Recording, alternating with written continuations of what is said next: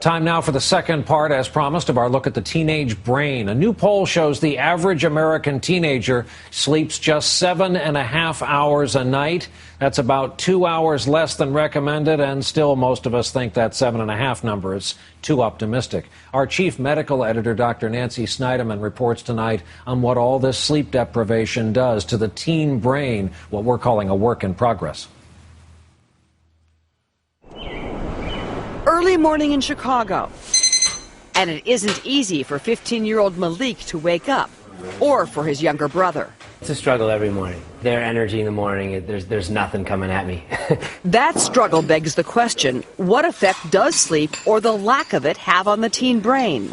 Sleep scientist Mary Carskadden has been studying teens for decades. There is this mythology that the older you get, the less sleep you need. Starting at age 12, children's internal body clocks keep them up later, even though they need 9 hours and 15 minutes of sleep. And new research is finding that older adolescents, 18 and up, might need even more than that because their brains have a harder time recovering at night. In the older teenage years, where some really important circuitry is linking up, that this need for sleep could be even a little longer than for the younger teens. Neuroscientist Dr. Giedd says during the late teen years, the frontal lobe of the brain starts to mature, the area responsible for reasoning.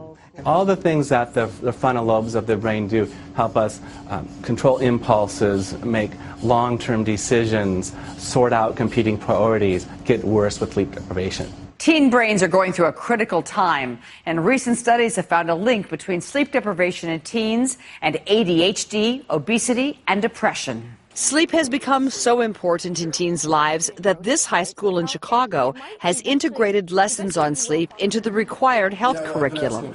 How many of you guys nap after school? These kids learn how to sleep better Teens need at least 9 and why they need sleep at all.